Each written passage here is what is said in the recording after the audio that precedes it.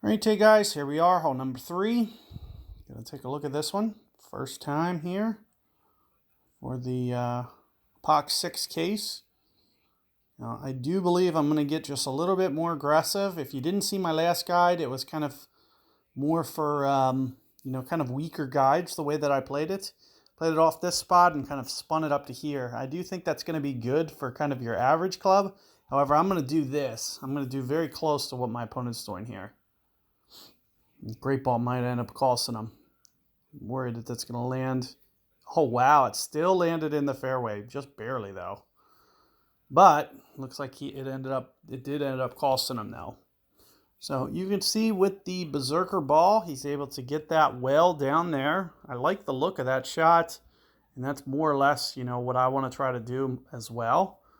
I wanted to put together a guide for you guys. And the biggest thing, that you got to be thinking about is with all that curl, it's typically going to land over here. However, with all the curl I'm going to put, it's probably going to land over here towards this edge a little bit more. So that's more or less what I'm doing here. Just kind of predicting my spot. I kind of have a feel with this angle. It's going to land around here, but we're going to try to just kind of curl it a bit more, which is going to cause it to land more towards the right. So here it comes. Looks good so far. And sure enough, just clips that rough. If it caught that fairway, it would have ran through too much. So there is going to be some slight variations that can end up happening with that shot. But all in all, I'm pretty pleased with where that ends up. The rough's not exactly a death sentence either. So one of the things that you'll see is you won't have a lot of wind effect that needs to be played. You'll be able to play this very small ring adjustments, and you don't have to worry about the wind effect quite as much. Mine's going to be a little bit tougher to get because that wind effect is going to be so tough to be able to dial in. It's much easier to kind of do it with a rough because it comes in so low, the wind kind of barely touches it. So you only need a couple rings of adjustment here.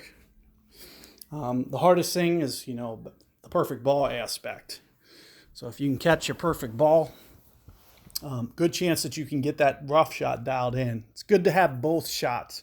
So you'll want to kind of be both spots just in case come weekend time, you can't get to this spot each and every time.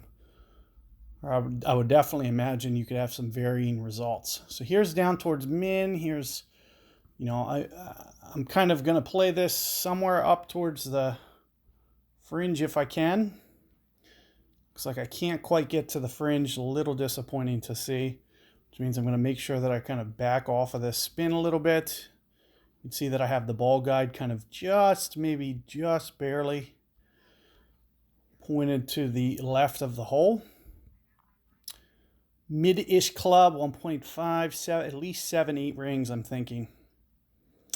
It's going to be very close. That's maybe even 8.5. 8.4, 8.5 rings here. So let's see what this looks like. And sure enough, there it is. So good luck with that hole. As you can see, getting it up there is going to have its advantages. Keep in mind that I kept that ball guide just a little bit off. I know that the ball guide is going to change. So instead of trying to do an overcorrection, I was trying to do almost exact rings and just try to play that wind effect and then let the wind effect bring it back to the right. You're going to find, especially when you land off the fairway, it's much better to not try to do an overcorrection technique off the fairway, if at all possible, just to get more consistent bounces. So that's why I did what I did and tried to do an exact ring play, but then play wind effect. So good luck with that hole. I'll see you guys on 4.